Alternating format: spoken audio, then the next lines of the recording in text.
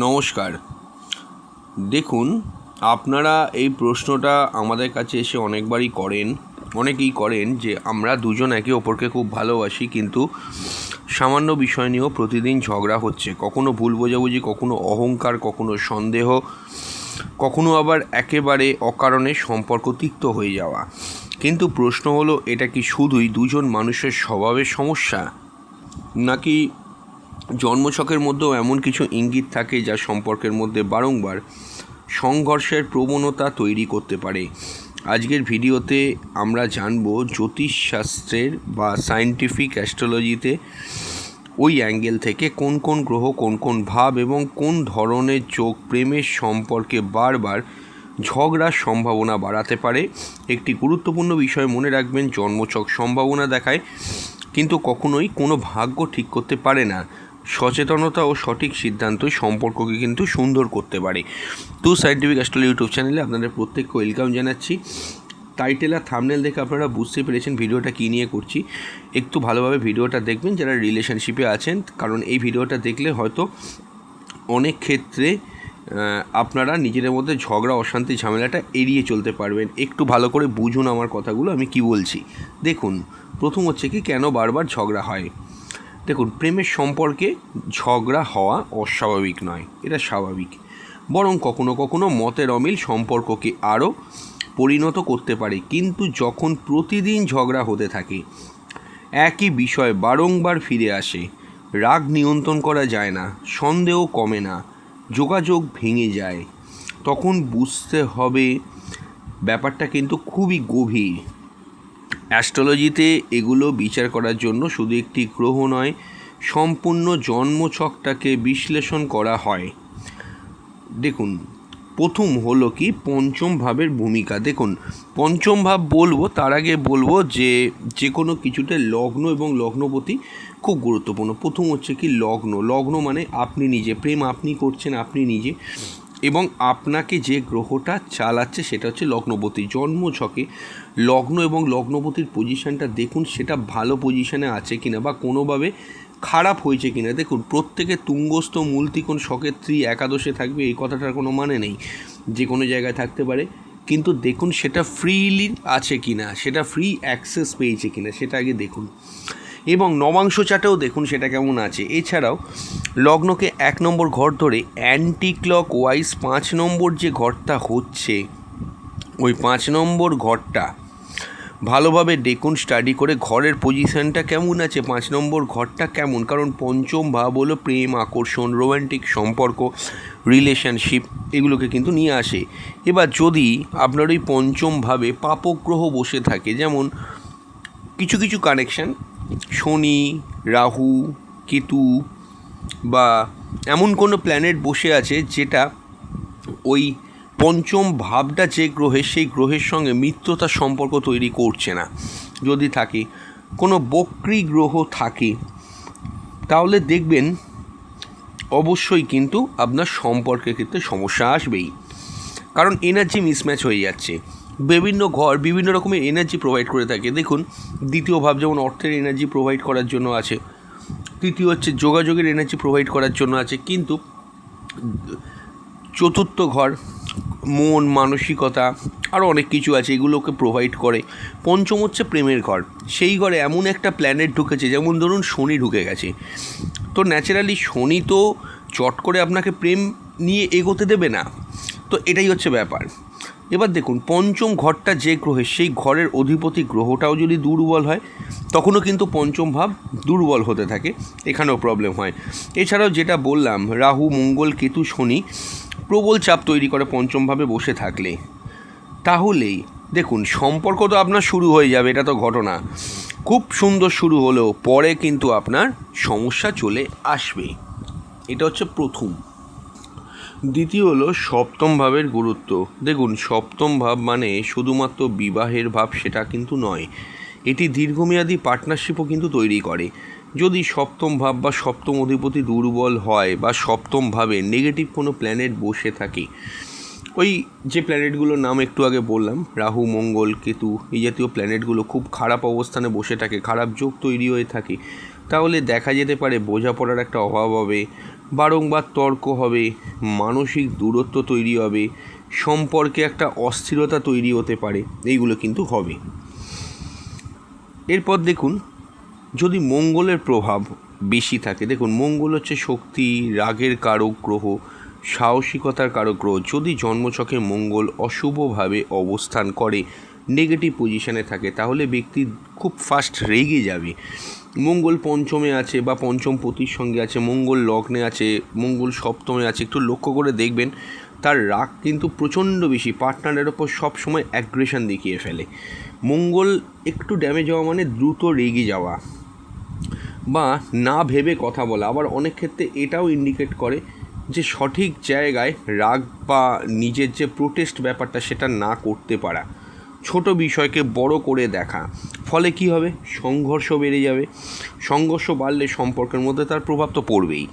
প্রতিদিন মঙ্গল দোষ সম্পর্ক নষ্ট করে এরকম ভাববেন না যে সবসময় মঙ্গল দোষের জন্যই হচ্ছে, এরকম ব্যাপারটা নয়। টোটাল জন্মকুণ্ডলীটা বিচার করা দরকার, তবে মঙ্গলও একটা কিন্তু গুরুত্বপূর্ণ ভূমিকা এখানে কিন্তু রাখে বলে ধরে নেওয়া যেতে পারে। যদি মঙ্গল শনি সম্পর্কে থাকে, মঙ্গল রাহু সব থেকে ডেঞ্জারাস যোগ যেটা, এই রকম বা মঙ্গল কেতু এই জাতীয় যোগগুলো যদি থাকে, এটা ধরে নিতেই হবে যে রিলেশনশিপে তার কিন্তু এফেক্ট আসবেই। বিশেষ করে পঞ্চম ভাব বা পঞ্চমপতির লগ্ন বা লগ্নপতির সঙ্গে যদি ইনভলভ হয়, এই যোগগুলো ধরে নিতে হবে। দেখুন শনির প্রভাবটা কী, শনিও একটা খুব গুরুত্বপূর্ণ একটা ভূমিকা নেয়। শনি কী করে? পেশেন্স বা ধৈর্যটাকে শেখায়। দেখুন প্রথম যে বলছিলাম যে পঞ্চম ঘরে রাহু, মঙ্গল, শনি, কেতু এইগুলো বলছিলাম, শনি যদি থাকে তাহলে আপনার রিলেশনশিপটা তো আপনাকে রিয়েল লাভ দেবে, কিন্তু অনেক পরে রিয়েল লাভটাকে আপনার জীবনে নিয়ে আসবে। তো লেট করায় শনি, এটা মোটামুটি সবাই জানে, আমরাও তো আমাদের পডকাস্টগুলো বা ভিডিওগুলোতে অনেকবার বলেছি।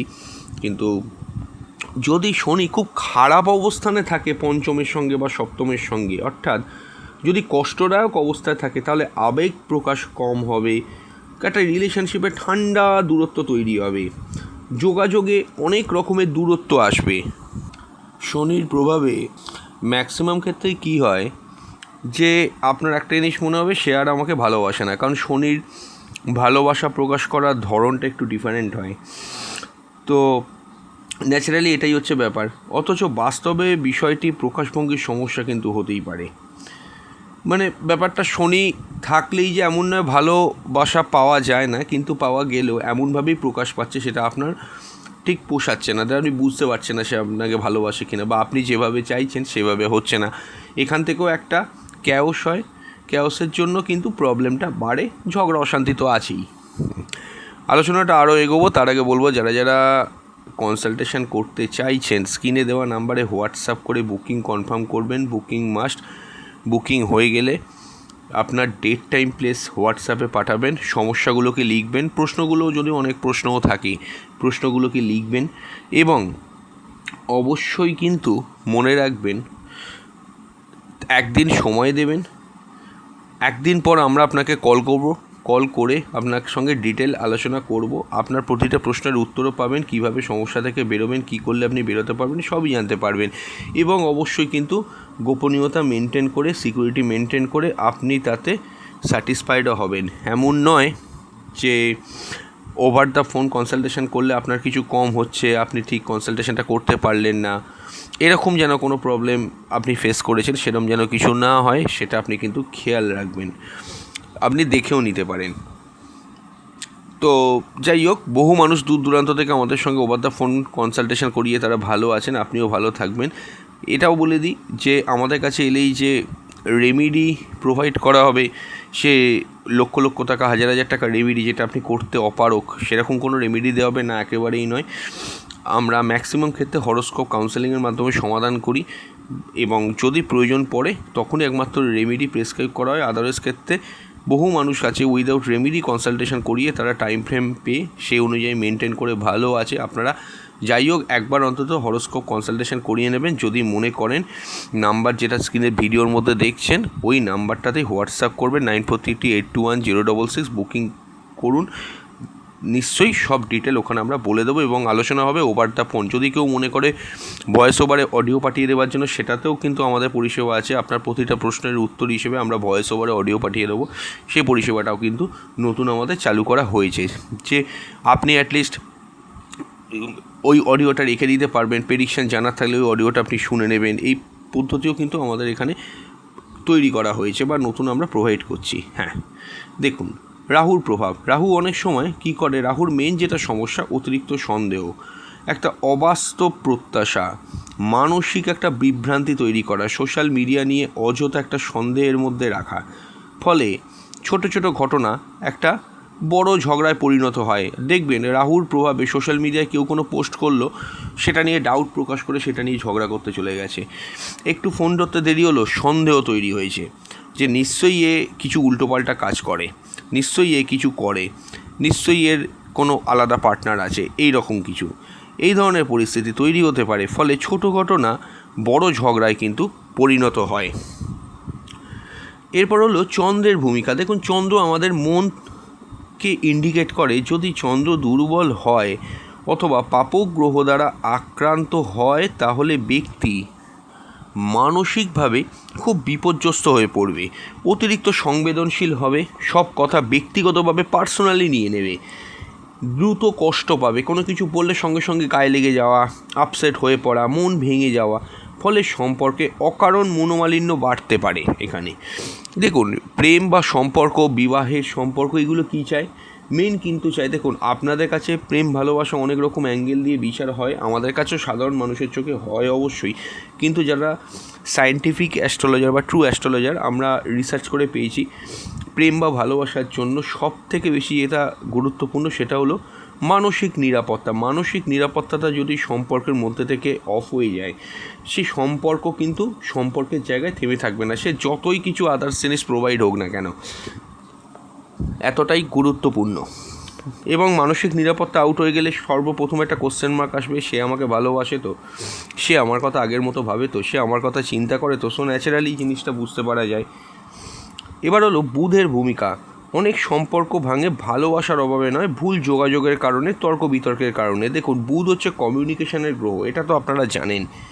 যদি বুধ বার্থ চার্টে ওয়েল প্লেস না থাকে, ভালো পজিশনে না থাকে, সেটা এমন নয় কি যে প্রেমের অধিপতি গ্রহ প্রেমের ঘরে থাকতে হবে, এমনভাবেই থাকতে হবে যাতে নর্মালি যেন পজিশনটা বুধের ঠিক থাকে। যদি ঠিক না থাকে তাহলে কথার ভুল অর্থ, ভুল বোঝাবুঝি বেড়ে যাওয়া, কোনো জিনিসের ব্যাখ্যা ঠিকমতো দিতে না পারা, ফলে ঝগড়া বাড়বে এবং অশান্তি ঝামেলা তো আছেই তার সঙ্গে, এগুলো কিন্তু বাড়তে থাকবে। এবং অনেক ক্ষেত্রে লক্ষ্য করে দেখবেন রিলেশনশিপে প্রবলেম হলে কথা বলা বন্ধ, সব ঠিক আছে অনেক দিন হয়ে গেল তাদের কথা বলা বন্ধ, একটু ঝগড়া হয়েছে 3 দিন কথা বলা বন্ধ। বুধের ভূমিকা আছেই ধরে নিতে হবে, কারণ বুধ হচ্ছে মেসেঞ্জার প্ল্যানেট। বুধ লক্ষ্য করবেন যখন গোচরে রেট্রোগেট হয় বা বক্রি হয়, অনেকের ক্ষেত্রে রিলেশনশিপে মিসআন্ডারস্ট্যান্ডিং, ভুল বোঝাবুঝি, কথাবার্তা বন্ধ হয়। কেন হয়? বুধ হচ্ছে মেসেঞ্জার প্ল্যানেট। বার্থ চার্টে বুধের ভূমিকাটা খুব গুরুত্বপূর্ণ। যার বুধ যত ভালো, সে কিন্তু সামনাসামনি বসে একটা ওখানে কমিউনিকেট করে সম্পর্কটাকে ঠিক করে নেওয়ার চেষ্টা করবে। কিন্তু বুধ দুর্বল হয়ে যাওয়া মানে তার প্রভাব শুধু ব্যবসা পড়াশোনায় নয়, সম্পর্ক প্রেমের ক্ষেত্রেও কিন্তু পড়ে। বুধের একটা জিনিস আনকমন বলছি, প্রেমের ক্ষেত্রে বুধেরও কিন্তু একটা ভূমিকা থাকে, কারণ যোগাযোগ না হলে আপনি কিন্তু রিলেশনশিপ চালাতে পারবেন না। যোগাযোগটা ভীষণ গুরুত্বপূর্ণ। এছাড়াও বর্তমান দশা ও গোচর বা ট্রানজিট আমি বলবো, তার আগে বলবো যারা যারা কনসালটেশন করাতে পারছেন না, তারা মাত্র মান্থলি 59 টাকা আমাদের চ্যানেলের মেম্বারশিপ নিন। আমাদের চ্যানেলে ঢুকে জয়েন বাটনে ক্লিক করলে আপনি মেম্বারশিপ নিতে পারেন। তাহলে মাসে একবার যে কোনো একটি প্রশ্নের উত্তর আপনারা নিজেরা সম্পর্কে হোয়াটসঅ্যাপ করে আমাদের কাছ থেকে জেনে যেতে পারবেন। বিভিন্ন পুজো পাঠ, তিথি, নক্ষত্র, সেগুলো সবই জানতে পারবেন। অনেক ধরনের সায়েন্টিফিক রেমেডি আমরা আমাদের মেম্বারদের জন্য প্রোভাইড করি, সেগুলোকেও পাবেন। এবং এটা ছাড়াও আমি এই কথাটাও আপনাকে বলবো তার সঙ্গে, যে যারা যারা রেমেডি করতে পারছেন না খরচের জন্য, খরচ হবেই রেমেডি করতে গেলে, তাদের জন্য তাদের জন্মছক অনুযায়ী মাসভিত্তিক করে আমরা রেমেডি প্রোভাইড করি, সায়েন্টিফিক রেমেডি, সেগুলো করতে কোনো খরচ হয় না, সেগুলো আমরা একটা পরিষেবা চালু রেখে দিয়েছি আমাদের মেম্বার্সদের জন্য। তাই দেরি না করে অবশ্যই কিন্তু মেম্বারশিপ জয়েন করে নেবেন। এবং এটাও আমি বলবো তার সঙ্গে যে আপনার কোনো সমস্যা থাকলে তার বেসিসে আমাদের বললে আমরা সেখানেও কিন্তু ভিডিও প্রোভাইড করে দিই। এটা ছাড়াও আমাদের চ্যানেলে মেম্বার্স অনলি কন্টেন্ট সেকশানে মেম্বার্সদের জন্য অনেক ভিডিও রয়েছে, সেখান থেকেও আপনারা কিন্তু মেম্বার্সদের ভিডিও দেখে নেবেন।